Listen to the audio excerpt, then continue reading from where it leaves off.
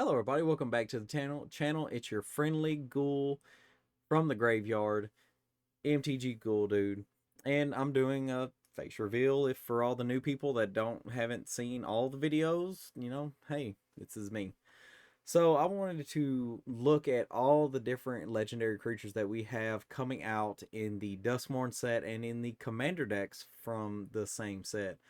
So some of these I haven't seen, and some of these like I said, I'm seeing for the first time, and some of these, social media is going to be big on them, so we're going to see spoilers anyway. But if you wanted to see now that there's a full set release, this is a pretty nice place to look at it. If you like this kind of content, like, share it with your friends, leave a comment down below which commander you're actually excited to build around, if you plan on building around this set, or what commander deck from this set you plan on picking up. I'm always interested in everybody's different opinions on what deck is what, and everything, all the good stuff. So let's go on ahead and jump into the base set of Duskmourn, starting out with Toby, Beastie Befriender. For 2 and a white, this is a 1/1. And the most important part is probably this part right here where it says, as long as you control 4 more creature tokens you control are flying. That's pretty wild. I feel like because this is set in mono white, I feel like this could actually helm its own deck. And this could be very powerful, especially if you have enough doublers and you have enough ways to copy legendary creatures, which should really go wild, especially if you can find a way to just keep making, like, Helm of the Host is great in this deck, especially if you copy a creature that makes multiple creatures. Ugh, just so amazing. So that's Toby, Beastie Befriender. It's very fragile for 3 mana to be a 1/1 though. It does make a 4/4. It can't attack or block alone. So I mean, it's like any creature that attacks you has menace. If you need to block it with, if you want to block it with the Beastie. Moving on to the Wandering Rescuer. It is the Emperor has come to Duskmourn. For 3 and 2 white, this is a 3/4 with flash. Human, Samurai, Noble. Building onto that Noble tribe, I see. It has flash and convoke, double strike, and other tapped creatures you control have hexproof. Uh, I'm not too. If you feel like this could helm a deck, let me know, because I'm not seeing it. I mean, I understand that having tapped creatures is, sometimes pretty good, and I'm not gonna lie, I have a mono blue deck that loves tapping down creatures, but if some of your creatures have vigilance, then those are just dead creatures in the water, to be honest with you. I feel like this wouldn't be as successful as a commander. I mean, it's still double strike 3/3 for 5, so I mean, out of nowhere, this could be a really good Voltron commander. I feel like this could see some play as a Voltron commander. And now we're going to move on to the Mind Skinner. Now, I've seen all kinds of different things going down with the Mind Skinner. People have already made a couple hundred decks with the Mind Skinner because it's a different take on Mill, and I understand it. That is a great thing to see, a variety of different archetypes in Commander. I mean, it's nice to see various archetypes in any format. Keeps it fresh, keeps it alive. And I feel like this is taking it in a good direction, but even though it's a different direction, because you're still encouraged to attack. It can't be blocked, so that's pretty cool. It's a very blue thing to not be able to block something. So I feel like that's on theme. If it would deal damage to an opponent, prevent that damage, and each opponent. Oh wow, I didn't see that part. I did not read that part correctly. Each opponent mills that many cards. Wow, that's wild. Ooh, a double striker and a colossal hammer with a something to double it and is, oh, that would be death right there. Especially if it's late game. Ooh, it's pretty wild right there. I feel like that one's gonna be a hot one for a while. Now I want to talk a little bit about Valgavoth, Terror Eater. Ooh, that's a word. Valgavoth. Yeah, that's a word. For 6 generic and 3 black. Oh, Jewel Lotus is definitely going to be necessary in this deck. It's a 9/9 with flying and lifelink, and the ward cost is sacrifice 3 other non-land permanents. That's wild. Like, this ward is almost like just as bad as hexproof because it's more taxing. I feel like they might as well just go back to hexproof. I mean, because nobody wants to give away nobody wants to sacrifice their stuff. If a card you didn't control would be put into an opponent's graveyard from anywhere, exile it instead. So it's a Leyline of the Void, pretty much.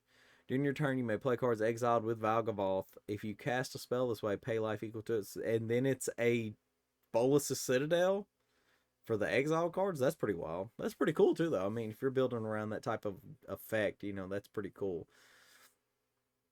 Let's go on ahead and move along to the, if I could get this right. It's right there. There we go. Norn, Swift Survivalist. We're finally seeing Norn in a different light. Almost quite literally. And I feel like this one is not going to see a lot of play. I mean, whenever a creature you control becomes blocked, you may exile it and you may play that card for... Yeah, that's... I don't think Norn is going to... I mean, yeah, there's some recast triggers you can take advantage of. He can't block, though. I mean, is this Coward Tribal? It might be. Don't have a lot to say on Norn. I'm actually kind of surprised he showed up to the plane because he never sticks around for nothing. At all Tonica, the thrice called. That's a word too. For 5 and 2 green, this is a 9/9 insect beast, so it's a big bug. With trample, whenever it becomes the target of a spell or ability an opponent controls, draw a card. So it's got a built-in replacement effect on it. Unless it's whenever it comes, oh yeah, it's an opponent control. So yeah, it does have a replacement effect on it. If you pay 1 in a green, you can discard it, return target land card from your graveyard to the battlefield tapped. I don't see this being that interesting to build around. I can understand if you would like to make stuff target it, but I mean, I don't know. I feel like if it had a different ability, it could see more play. Kona Rescue Beastie. For 3 and a green, this is a 4/3 with survival. It's the beginning of your second main phase. If it was tapped, you may put a permanent card from your hand onto the battlefield. Wow. That's that's pretty good. Like, that's a mini Galta effect, Stampede Tyrant. Just put a thing into play. Permanent card. It's kind of better than Galta. Oh, what if you did play Galta in this deck, though? Ew. Because, like, as soon as you play this, you play the Galta, and you just dump your hand on the board. And you're playing green, so you're going to have a bunch of cards. So that's pretty neat. I feel like this one will see some play. This one will be a commander of its own deck. It'll be the Galta's... Galta is the secret commander of the deck.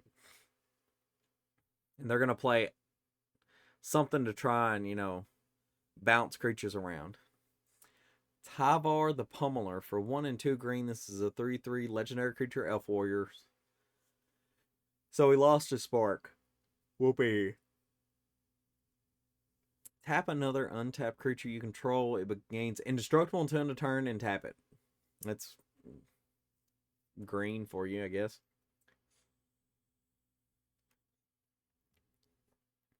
3 and 2 green. Creatures you control get +X/+X until end of turn, where X is the greatest power among creatures you control. Woo! That one's some hot spikes, especially if you Crater Hoof and then have enough mana to throw into that. Creatures you control get you can consistently do that. So it's kind of like an Allosaurus Shepherd. No, it wouldn't be Allosaurus Shepherd. It'd be kind of like the elf, a different elf for like 2 that does that effect for like 8. That's pretty wild. I feel like this will be a rampage commander. This will be one of those that, you put all the dorks into play and then you play the Crater Hoof and then you play that. I feel like this would be a good elf deck commander too, though. Anyways, moving on. I gotta get this centering right. Now we're moving on to Arabelle, the abandoned doll. For and I definitely know this one is going to be it. I've seen this one spoiled, along with the Jolly Balloon Man. Those are probably the most aggro. I know the Arabella is going to be the most aggro commander at the table. Whew, yeah. I mean, just being able to throw a Whisper Silk Cloak on her and just swinging away and dealing damage. This is going to be Krinko's best friend. Yep, Krinko and what's his name? The one that Kiki Jiki, just making all kinds of tokens. Jolly Balloon Man, I really like the concept of the Jolly Balloon Man. I already have a uh Boros deck, but I feel like I might just build this one and see if I like it better than a Neem call, because I've grown attached to a Neem, but I don't get to play her as much. I don't feel like I've built it correctly. So I might try the Jolly Balloon Man, and I really like I I like clowns and stuff, so it's pretty cool. And I like the faces and oh, the effect that allows you to copy. This could be great with different copy effects too, like if you're making extra tokens of a target creature, and if it's legendary, you can still get the ETB trigger. I feel like that could be still pretty good. Marina Vendrill. Ooh, that's Wooburg. Wow, wasn't expecting that one in a standard set. For 5 different colors. It's a 3/5 human warlock. When it enters, reveal the top 7 cards of your library. You put all enchantment cards from among them into your hand, and the rest on the bottom of your library in a random order. Tap it to lock or unlock a door of a target room you control. That's interesting. So you lock it so you can unlock it again, pretty much, to get the effect. Huh. I feel like a lot of people are just going to be using this to unlock the doors. It's like a skeleton key, pretty much. Oh, that's a good name for the deck. Skeleton key. Just unlocking rooms as you go. Just building a house of horrors around your opponents. But the effect that allows you to put enchantment cards into your hand is really neat. I really feel like this might be like a pillow fort deck, just as long as you can get your doors open. And as soon as you get all the doors open, hell breaks loose. I feel like this is, or it could just be a 5 color, pillow fort enchantment deck. This would be pretty neat though. We don't usually get to see enchantment decks in all 5 colors, so I'm excited to see what comes of this one. Nashi, Searcher in the Dark, for a single blue and a black. This is a 2/2, and I've already talked about some of these. Like the Nashi. Nashi might be pretty good if you can do legendaries pretty well. And centering, there we go. Nico, Light of Hope, for 2 and a white and a blue. This is a 3/4 legendary creature, human wizard. Whenever it enters, create 2 shard tokens. Their enchantments, scry 1. Yep. Tap it.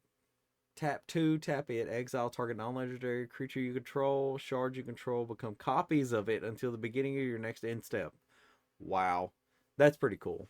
I like that one. That one, it's a blink commander, but at the same time, it's not a blink commander. So, I mean, they're enchantments. So, I mean, I feel like this is another one of those like Balloon Man type decks. You're going to be making creatures, but you don't have the OG creature. So that's pretty cool. Rip Spawn Hunter. I wonder if there's going to be. Oh wait. Oh, dang. Oh, I thought there was going to be spawns in the series in the commander set or something in the main set spawn tokens. That'd be great. Rip Spawn Hunter for 2, a green and a white. This is a 4/4 legendary creature, human survivor, for all them survivor decks. Survival at the beginning of your second main phase. If it is tapped, reveal the top X cards of your library where X is its power. What's power? I feel like the phrasing is off here. What is its? If rips power, I guess. Put any number of creature and or vehicle cards with different powers from among them into your hand. That's not bad. Put the rest on the bottom of your library in a random order. I feel like this could be a good human commander, a human uh general, deck leader, whatever you want to call him. I feel like this could be a good one because it helps you dig for your creatures. And I mean, you can. There's tons of ways to tap creatures with lands, artifacts, all kinds of different stuff. I mean, you could probably do it beginning of your second main phase. So it only triggers on your main second main phase. So I feel like you could do this relatively easy if you didn't want to just straight out attack with it. Moving on to the Swarm Weaver, and we're getting colored scarecrows. Surprise to me. The Swarm Weaver for 2, a black and a green. This is a 2/3. Enters, create 2/1/1 black and green insect creature tokens. As long as there are 4 or more cards, the graveyard insect spiders you control get +1/+1 and have death touch. That's pretty neat. I think I seen this one. I showed this one on the last video. Victor Valvagoth Senential, whatever that word is. I'm from the South. I can't pronounce big words. For 1, a white and a black, this is a 3/3 legendary creature human warlock with Eerie. Whenever an enchantment you control enters, or whenever you fully unlock a room, surveil 2. If that is the first time, this ability is resolve this turn. If it's the second time, each opponent discards a card. If it's the third time, put a creature card from a graveyard onto the battlefield under your control. Boy, man, they don't make these paragraphs any shorter. Black and white rooms. No. Orzhov enchantments. There we go. That's better. I don't know. I mean, this one looks. I like the art on it. The art's pretty decently cool. Just the ability. I mean, you gotta do whenever enchantment enters, whenever you fully unlock a room. Okay, so it's not completely dependent on rooms, but it's enchantments. I think anytime I think of Orzhov enchantments, I think of Killian, Ink Duelist from Strixhaven, maybe he's just because he's an enchantment creature. I think of Athreos, the god of the dead. That's pretty cool though. But Victor, I feel like that's a little too plain. I don't know. I don't think I would go with old Victor here. And finally, moving on to the bottom, and this is brought to you by Scryfall. I do a lot of my deck building and stuff with Scryfall and EDH Rec. It helps. Plus, the little drag and drop feature is amazing. So, if I wanted to just go on ahead and take the Marvin the Murderous Mimic and build a deck around him, I can just take it, split the screen down the middle, and just that's how that works. It's pretty cool. If your computer supports it, some older generation stuff doesn't. Moving on to Winter Misanthropic God. That's a $5 word, guys. For 1, a black, a red, and a green. This is a legendary creature human warlock with Ward 2. Not bad. At the beginning of your upkeep, each player draws 2 cards. Not bad at all.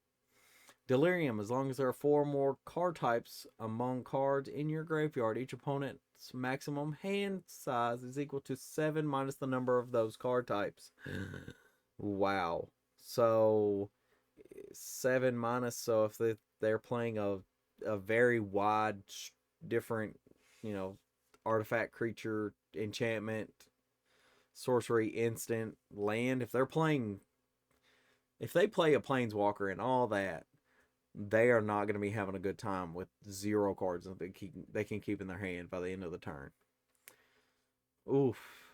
Yeah, they definitely have to remove that a lot if that becomes a heavy suggestion on the table. Zamon, all questioning. For 1, a green and a blue. This is a 1/1. 3 mana for a 1/1? That's wild. Anyways, legendary creature human wizard. At the beginning of your end step, if a land entered the battlefield under your control, this turn you control a prime number of land, and you control a prime number of lands. Create Primo, the Indivisible.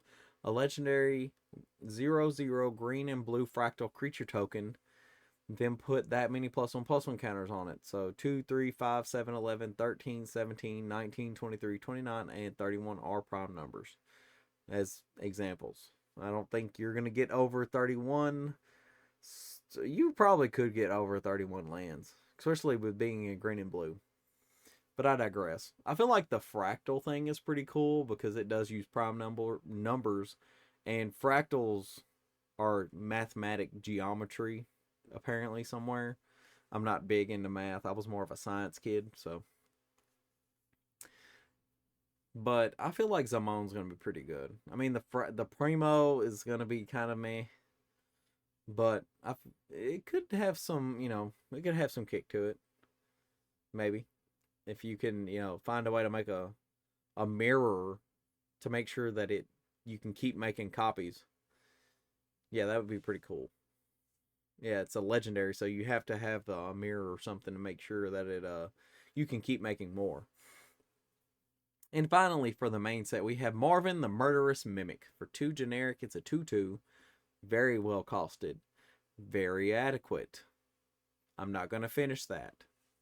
Legendary creature artifact toy. So we now have toys in the command zone. Whenever it's on the battlefield, it has all activated abilities of creatures you control that don't have the same name as this creature. Man, that is just a far cry from. Oh man, I haven't seen that least amount of text on a card in so long. It's short, sweet, simple, to the point. It has everything that all your creatures have.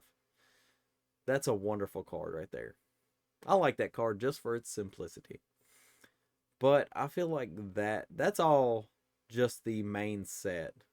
So now let's go on ahead and move into the Commander set. And this one will kind of be short because there's not a lot of these. There are some reprints.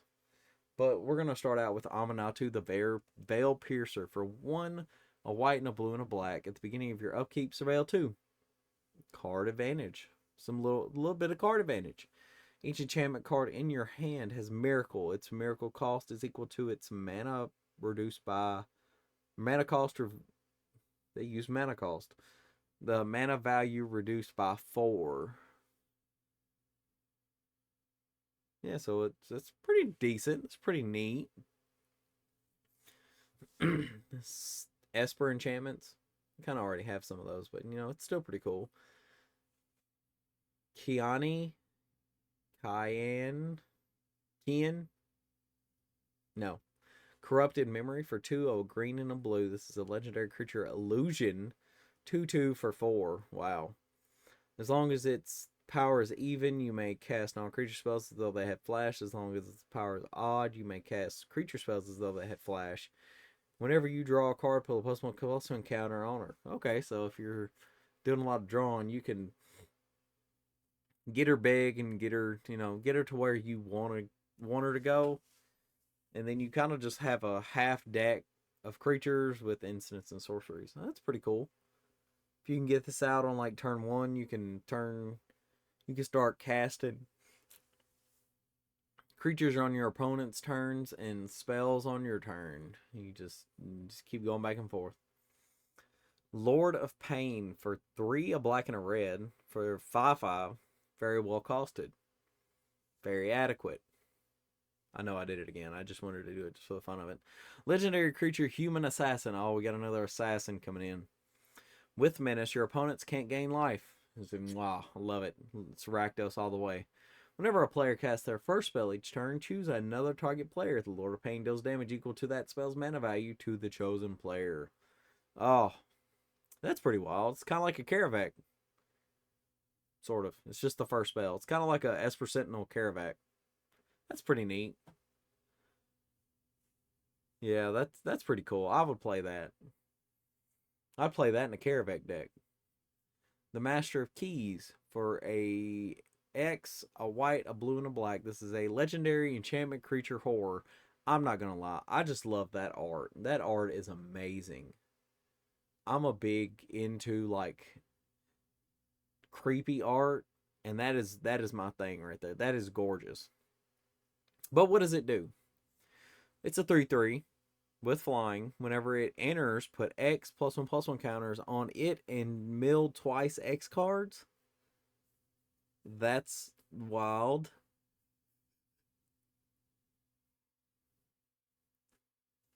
Each enchantment card in your graveyard has escape. The escape cost is equal to the card's mana cost plus exile 3 other cards from your graveyard. You may cast cards from your graveyard that for their escape cost. Huh. Ow. So interesting. I like it. I kind of like it more than I like the Aminatu. I'm not big on Miracle. I feel like a lot of people are going to divert from using Aminatu to use Master of Keys. That's just me personally. So let's go ahead and look at the next one with Randamal, the Creaking Nest for 3 a black and a green.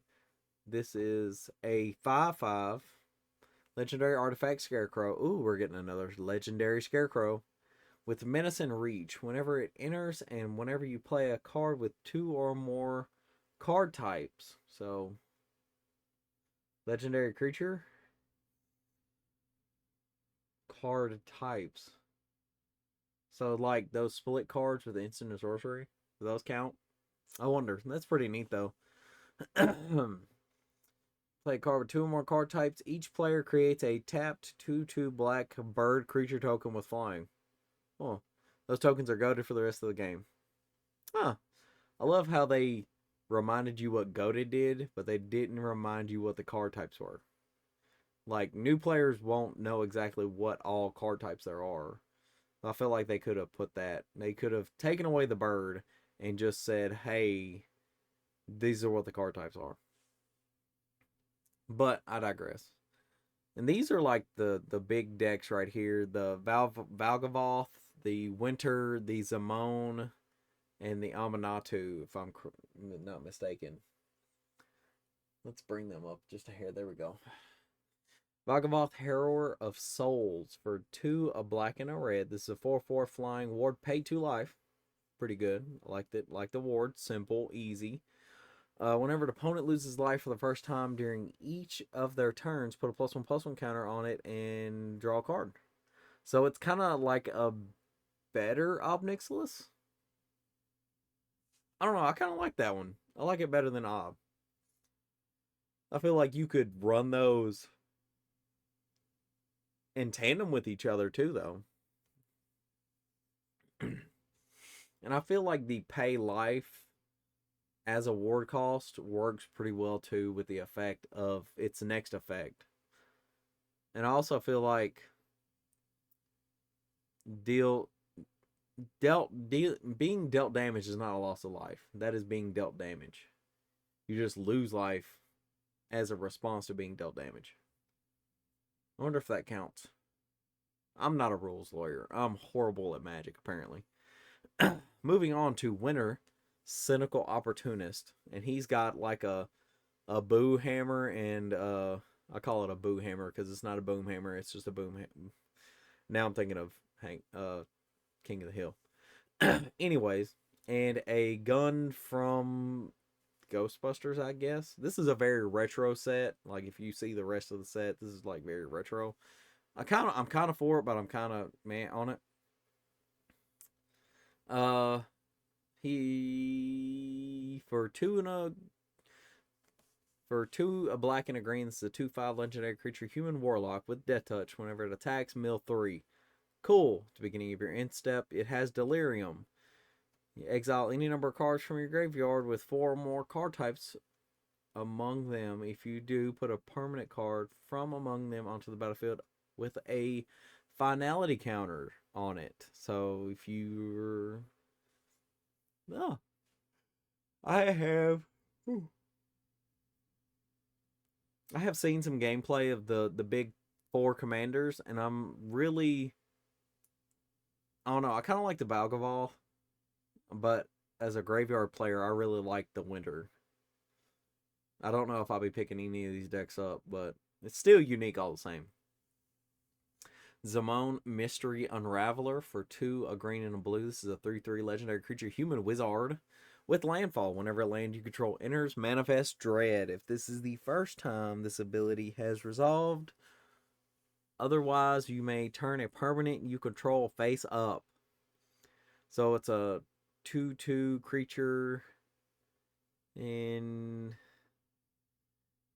Okay, to manifest dread, look at the top 2 cards of your library, put one of them onto the battlefield face down as a 2/2 and the other into your graveyard. That face up.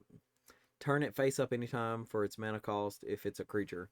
So it's kind of like Megamorph, but it's not Megamorph. It's just making morphs consistently. And if you're gonna play landfall, if you're in blue and green consistently very well, so this could get pretty out of hand very fast if you know, if you can hit the right creatures in that order. But so far, I'm actually liking the Duskmourn set, even in the Commander deck so far. They have the full set review on the Mythic spoiler on places like EDH Rec, Scryfall. If you're willing, if you want to look at the full release, there are a few more cards in this section right here. If you can see it, I mean, you see Kefnet right there. Uh, Arvinox, the Mind Flail. That one's a different one. There are a few that I do want to look up and show you guys, the ones that I'm excited for. For to start it off, look at that Mogus. That Mogus is amazingly awesome looking. I mean, it is kind of like in the background of a city on fire or an underworld breach. So that's pretty cool. Braids the Arisen Nightmare is a nice reprint. Masker Girl is not a expensive card, but it is a good card if you need a creature based board wipe. Sir Conrad, uh, Ashaya Soul of the Wild is an amazing card. I couldn't think of one landfall deck that doesn't go perfect in. Let's move it up. Multani Yavimaya's Avatar. It's a good reprint for a land deck. Shigeki, Jukai Visionary. Not bad. Titania, Nature's Force. You may play Force from your graveyard, and that's pretty neat. Whenever a forest you control enters, create a 5/3 green elemental creature token. Whenever an elemental control dies, mill 3 cards. Wow, that's pretty cool. Eudora, Grave Gardener. I kind of like this one just because it says it's a Grave Gardener. But the one that I kind of wanted to talk about the most, and it's Karavek, the Merciless. I mean, we just had him reprinted in what not Commander Legends, Double Masters 2, and it didn't get any new art, but this one did. This one's got some amazing art. I really like that one a lot. So that is pretty much going to be it for today. I really appreciate everybody that, likes, comments, and follows the channel and everything. It helps out a lot. It helps me more than you know. And for me to be able to do this stuff for the fun of it and just to entertain you guys is the best thing I could hope for. But that is going to be it. I hope you enjoyed the little face reveal. If you've never seen me, welcome to the channel. And I will see you guys next time in the graveyard.